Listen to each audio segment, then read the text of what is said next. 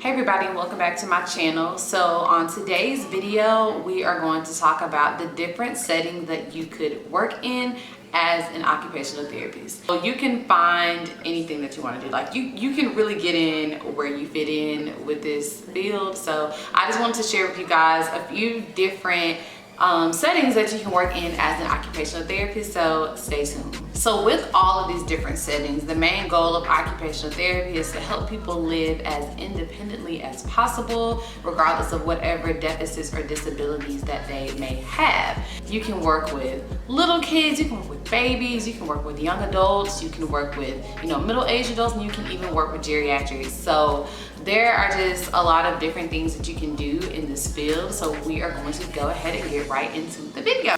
First, we are going to talk about adult settings, all right? And the first setting that we're going to talk about is the hospital setting. So my PRN job is a hospital. I work inpatient rehab, but we're gonna start off talking about acute care. Y'all, so I filmed this video about a month and a half ago, and since then I've actually quit my PRN job. If you guys want a story time or a video on why I quit my PRN job, definitely like this video right now, and I'm going to let you guys know why I quit. So yeah, I quit. So acute care is a setting that would be best for people who like to work in fast-paced environments. So acute care is where you go when you are first admitted to the hospital. So let's say that you have a stroke, you are admitted to the ER, and then you are taken to acute care. So in acute care, you're not there for that long. You may be there for just a few days. So as an occupational therapist, for patients who are in acute care, you work on, not very intense things, maybe range of motion, strengthening, positioning. You probably will work on ADLs, but you won't work on it as intense as a therapist in the inpatient rehab unit or a subacute unit or something like that. So acute care is very fast paced, very quick turnaround time. So you'll probably have way more patients than you would have in an acute care setting because you're not seeing them as long. So that's acute care, and they pay good too from what I heard, yeah, but whatever. The next setting that I'm going to talk about is inpatient rehab. So I am a PRN therapist on the weekends, and I work in an inpatient rehab unit at a hospital. So for inpatient rehab, you are going to be there a little bit longer than acute care. You can be there from 7 to even 21 days in acute care. I know for hours, I think the longest you can stay is like 21 days. And so there, you are getting speech therapy, you're getting occupational therapy, you're getting physical therapy, and you are getting that 5 days a week for about 90 minutes every day. So you're getting 90 minutes each of those settings. So not just 90 minutes all over, you're getting 90 minutes of speech, 90 minutes of OT, 90 minutes of PT. A lot of the people that I see in the inpatient rehab unit are people with strokes, with people with car accidents, spinal cord injuries, and just a lot of different things, honestly. Deconditioning, a lot of people that had COVID, things like that. So what we work on a lot of ADLs, being able to do your bathing, your toileting, grooming tasks, being able to put on your clothes, take off your clothes, shoes, all that stuff. And we also work on the underlying issues that you may have that are preventing you from doing those things, like fine motor skills, gross motor skills, standing tolerance, standing balance, things like that. So we do have those patients for a longer period of time than acute care does. So for people who need a little bit more assistance or may need to stay a little bit longer than an inpatient rehab time or an acute care time, you have the subacute units, or you have, they're called SNFs. So you will see a lot of people who may not have been as independent before coming to the hospital go to SNFs, or you may have people who were independent before coming into the hospital. They just need a little bit more time and a little more, of an extended stay or round the clock nursing and things like that. Just need a little bit more assistance from the staff. You probably want to put them in a skilled nursing facility, or somebody who may have been in the inpatient rehab unit and they realize, oh, they need a little bit more time, or they need a little bit more assistance, or they may now need long-term care. Then they will be sent to a SNF, or it's recommended that they go to a SNF. So a lot of the times in skilled nursing, SNF is abbreviation for skilled nursing facility, SNF. So you'll have patients, well, you'll have a lot of patients that are more the geriatric side, which are the older population, like probably like 16 up. That you may see in a SNF. You can still see younger adults in a SNF, but a lot of the times you will see more of the older population. So if you do like working with the older population, like that's like the main population that you like, you probably would be interested in a SNF. There are also some diagnoses that aren't eligible for inpatient rehab, and so in that case, if they aren't able to receive inpatient rehab at a hospital, then 9 times out of 10 they will receive their therapy at a SNF or probably like home health or something like that. All right, so you have home health. So let's say you get out of the hospital and you want to receive a little bit more therapy, but in the comfort of your own home. You can also have an at-home therapist, which is called home health. So that's when a therapist will actually go to the person's home and work on different things in the home. And that is kind of a good thing because you're able to not just do simulations of certain things, but you're able to see, how their house is, what they have access to, how the doorways are, how their bathrooms are, how the kitchen is. You're able to see all those things, so you're able to firsthand give them the best, advice on different adaptations that they need or different adaptive equipment that they need. So it's kind of cool to work in home health. Home health is not for me, but I think it's pretty interesting. One of my favorite settings, and I definitely think that this is something that I do want to go into. I did my one of my level 2s in this setting, and I really enjoyed it. It is a lot, very tedious, but I do think that it is very interesting, and that is outpatient hands. So basically outpatient hands, you're working on a lot of upper extremity injuries. That could be fractures, that could be nerve injuries from lacerations or crushed nerves or car accidents or anything like that that can affect the nerves in your upper extremity, like radial nerve, ulnar nerve, all that stuff like that, median nerve injuries. I feel like I'm in school again. You can also deal with, you will deal with a lot of patients who have arthritis, just generalized weakness, pain. There are a lot of upper extremity injuries and deformities and deficits that you will see in a hand clinic. So I'm just naming just a few, but a step above that is earning your CHT. So being like a certified hand therapist, and there is another test that you have to take in order to do that. And I think you have to be practicing in hands for at least like 3 years. And I could be wrong because I know it changed recently, but I'll put it, somewhere in the video whenever I get confirmation about that. But yeah, like hands is super interesting to me.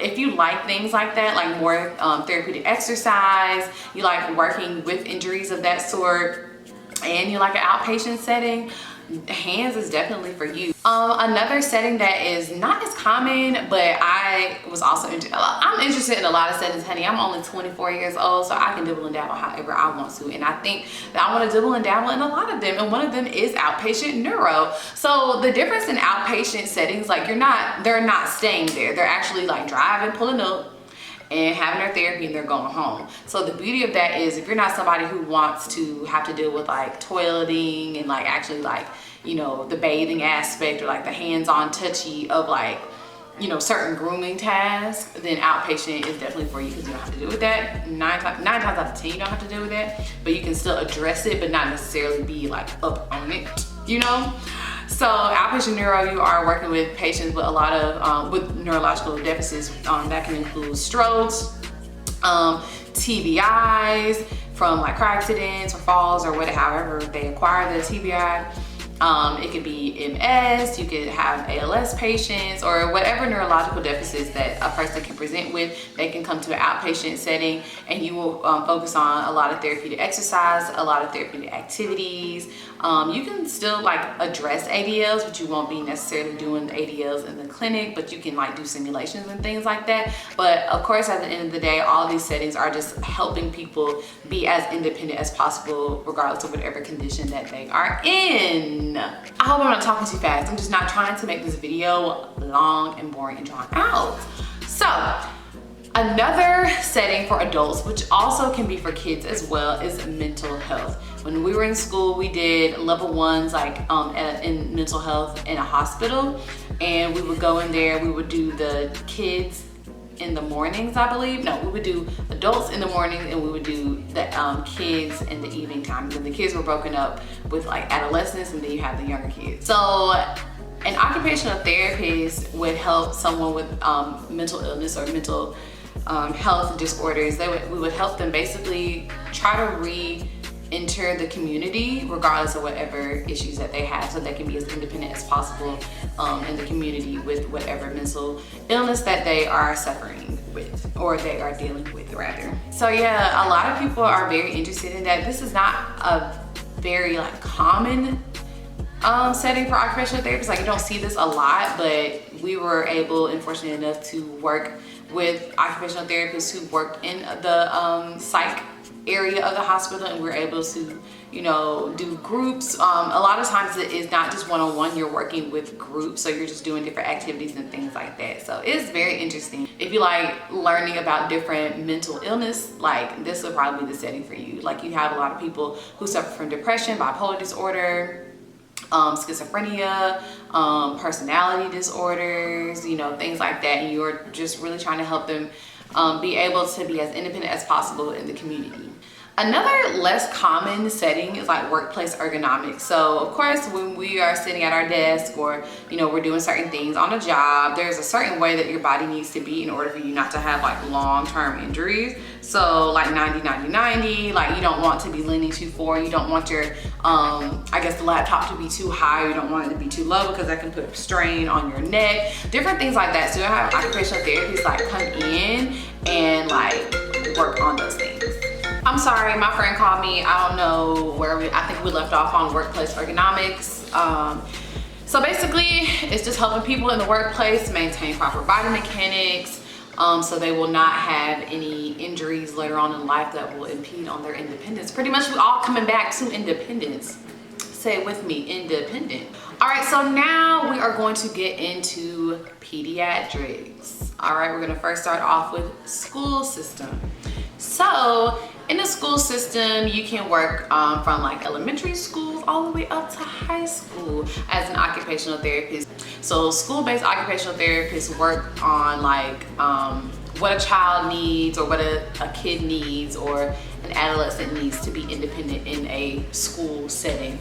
So you'll see the difference between school system OTs and outpatient pediatric OTs, because although it is still the same population, in school, with school-based occupational therapy, you are working on things to help them be more independent with their schoolwork or just anything in school.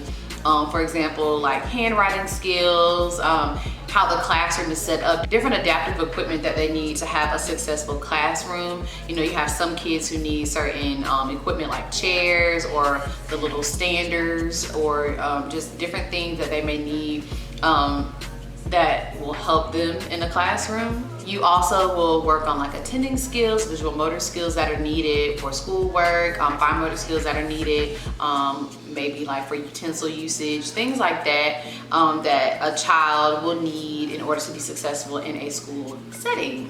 As an occupational therapist in the school system, you are going to be a part of a team that works based off of an IEP, individualized educational plan or something like that. So you're working with, as the occupational therapist, you are working with maybe the speech therapist, you will be working with the teacher as well, and the parents, just to make sure you all are collaborating to help that child be as successful as possible in a school-based setting.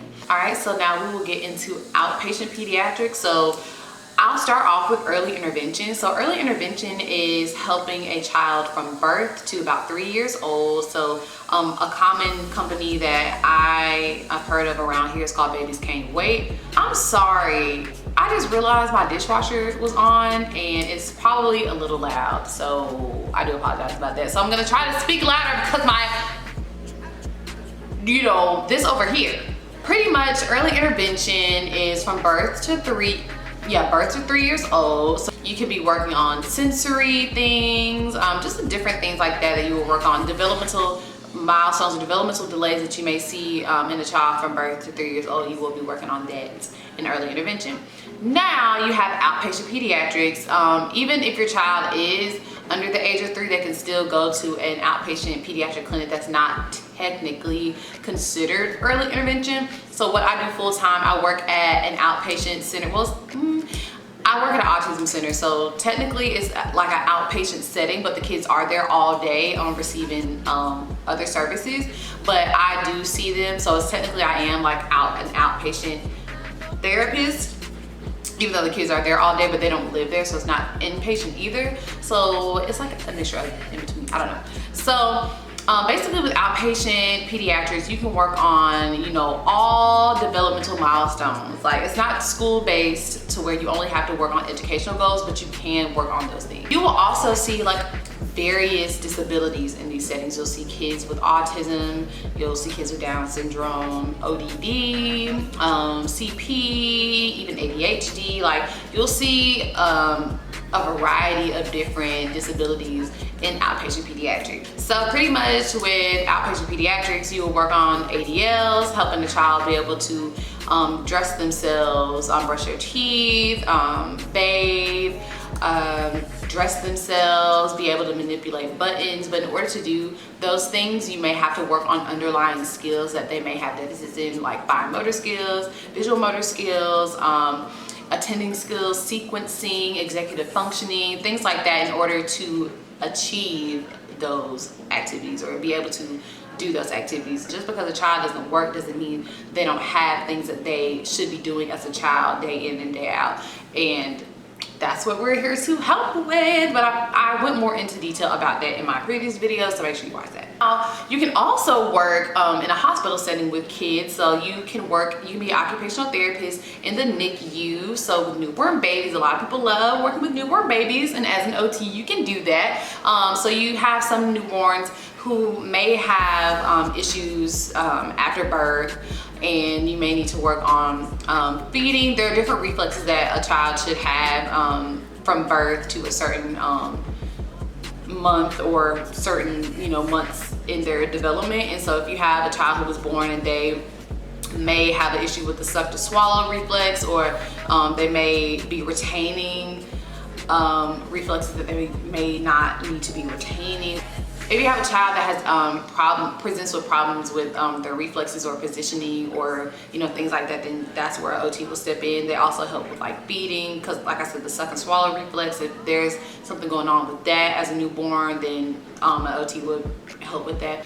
And you can also work as an inpatient occupational therapist for children. So similar to inpatient rehab with adults, you can do the same thing with children that may have spinal cord injuries, that may have been in car accidents, but also children with cancer, who have burns, just any thing that a child may have that affects their independence. Then you can be the occupational therapist for them too. And they don't necessarily have to have a diagnosis like autism or Down syndrome or, you know, anything like that in order for you to see them as an OT. They could be a typically developing child and undergo something traumatic as well, and like a TBI or like I said, a motor vehicle accident from a TBI, or broken hip, or things like that, just like an adult, and they need an occupational therapist to help them become independent again.